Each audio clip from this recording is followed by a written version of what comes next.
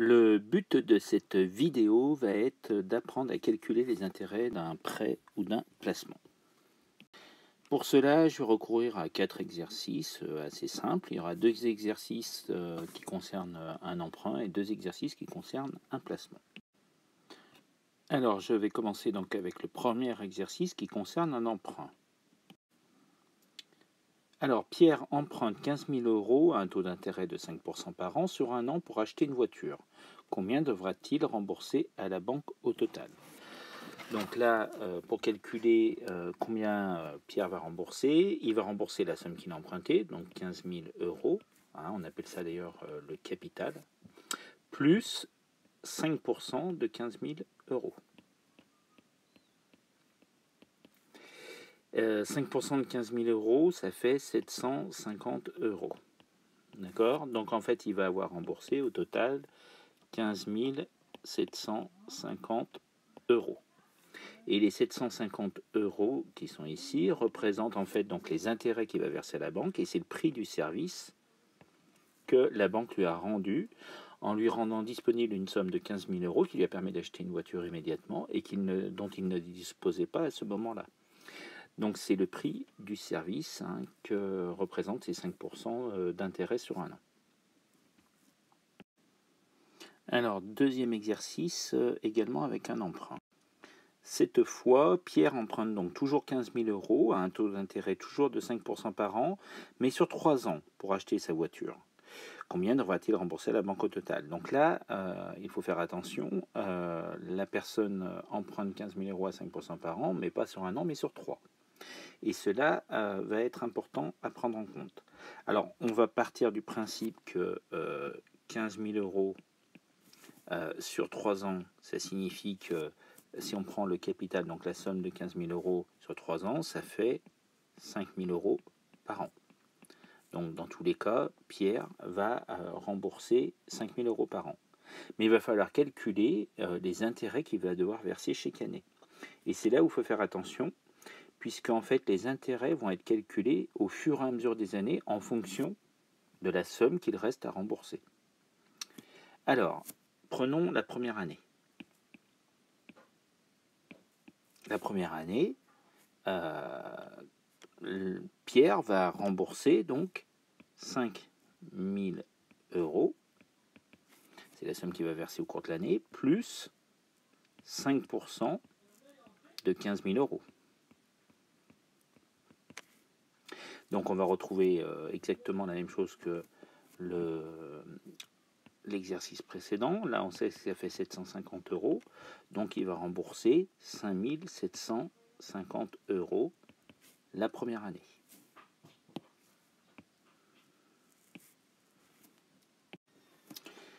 La deuxième année, cette fois, il va rembourser toujours 5 000 €. Alors là, on prend l'hypothèse où le remboursement annuel n'est pas toujours le même. Pour lisser le remboursement, pour que le remboursement mensuel soit toujours le même, il y a un calcul à faire plus compliqué que je n'aborderai pas ici. Alors, il va rembourser 5 000 €, mais cette fois, il va rembourser 5%, non pas de 15 000 € puisqu'il a déjà remboursé 5 000 € l'année d'avant. Donc là, il va rembourser 5 000 € plus 5% de 10 000 €. Et c'est ça qui est souvent une source d'erreur chez beaucoup de personnes, c'est de calculer 5% par an sur 15 000 € pour les 3 années. Alors que non, en fait, au fur et à mesure qu'on rembourse, la banque va calculer les intérêts annuels en fonction de la somme qui reste à rembourser. Donc ici, ça va nous faire 5 000 € plus 5% de 10 000 €, c'est-à-dire 500 €. Donc la deuxième année, il va rembourser 5 500 €. Et la troisième année, il va rembourser toujours 5 000 € plus 5% de, cette fois, 5 000 €. Pourquoi? Parce qu'il a déjà remboursé 10 000 €. Donc il ne va pas payer des intérêts sur 15 000 € alors qu'il ne doit plus que 5 000 €. Donc 5% de 5 000 €, ça fait 250 €. Donc là, cette année-là, il va rembourser 5 250 €. Alors, finalement, si on fait le bilan, combien il aura remboursé? Donc il aura remboursé 5 750 € la première année, 5 500 € la deuxième et 5 250 € la troisième. Donc il aura remboursé, si on fait la somme, 700, alors 15 000, après on a 750 et 250, ça fait 1000, 1500, donc il aura remboursé 16 500 €. Donc il a emprunté 15 000, il rend 16 500, il a donc payé 1500 € d'intérêt.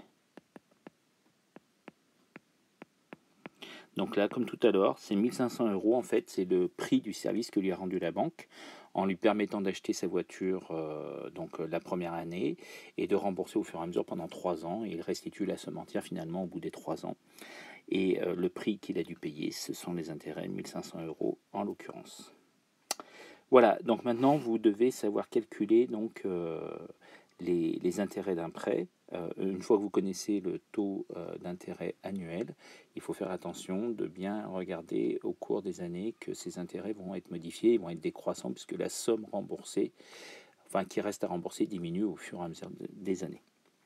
Je tiens juste à préciser que souvent les banques vont proposer des mensualités régulières.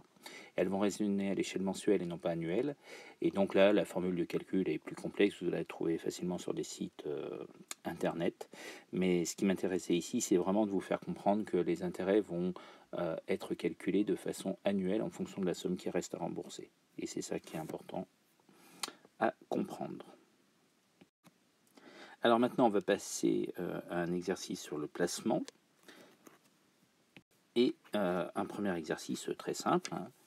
Sophie place 10 000 € sur un livret d'épargne rémunéré par un taux d'intérêt de 4% par an pendant un an. Combien va-t-elle avoir sur son compte au bout d'un an? Donc elle va avoir 10 000 €, c'est la somme de départ, plus 4% de 10 000 €. Et 4% de 10 000 €, ça fait 400 €. Elle aura donc, à la fin de l'année, 10 400 € sur son livret d'épargne. Voilà, en général, les gens font rarement une erreur sur ce type de calcul. Maintenant, on va passer à un exercice un tout petit peu plus compliqué, puisque dans ce deuxième exercice, on va raisonner sur plusieurs années. Donc là, c'est toujours Sophie qui place toujours 10 000 € sur un livret d'épargne, rémunéré toujours par un taux d'intérêt de 4% par an, mais elle va placer cette somme pendant 3 ans. Ça veut dire quoi concrètement? Ça veut dire qu'elle ne va à aucun moment retirer de l'argent de son compte pendant ces 3 années. Combien va-t-elle avoir sur son compte au bout des 3 ans?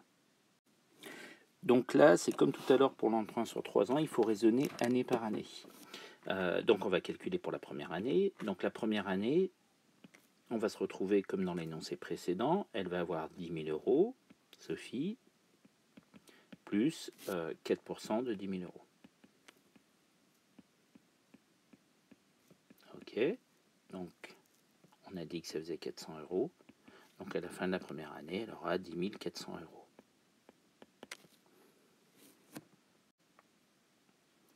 La deuxième année,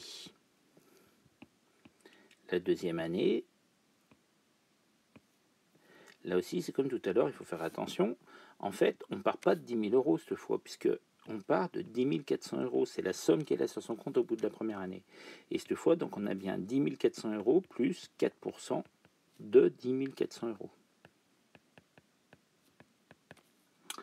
En effet, c'est l'argent qu'elle a sur son compte à la fin de l'année, comme on vient de le calculer. Alors, 4% de 10 400 €, ça fait 416 €. Donc là, à la fin de l'année, elle aura, Sophie, 10 816 €. Ok. La troisième année,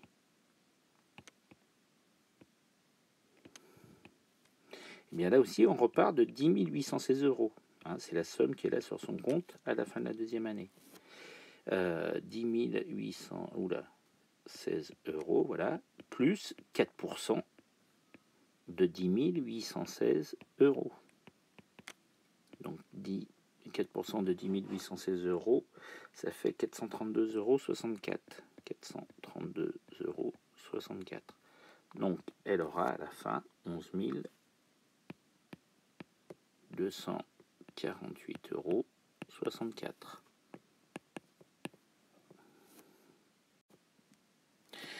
Donc, en plaçant donc 10 000 euros à 4% par an pendant 3 ans, elle aura donc gagné cette somme, et on s'aperçoit que le revenu, les intérêts, s'élève à 1 248,64 euros. Donc ça, c'est le revenu généré par son placement pendant 3 ans de 10 000 euros. Alors, c'est important de comprendre ça, hein, c'est ce qu'on appelle les intérêts composés. Hein, ça veut dire qu'en fait, tant qu'on ne retient pas une somme, ici, à chaque fois, la somme d'arrivée de la première année devient la somme de départ de la deuxième année. Et donc les intérêts portent sur une somme de plus en plus importante à chaque fois. Et c'est pour ça que quand on place une somme avec un taux d'intérêt donné, au fur et à mesure des années, les intérêts composés, c'est-à-dire qu'ils s'ajoutent, en fait les intérêts sont calculés sur la somme de départ plus les intérêts obtenus les années d'avant, ça finit par faire un revenu qui peut être assez élevé, si on ne retire pas l'argent pendant cette période-là. Voilà, maintenant, à ce stade, vous savez comment on calcule les intérêts d'un prêt ou d'un placement.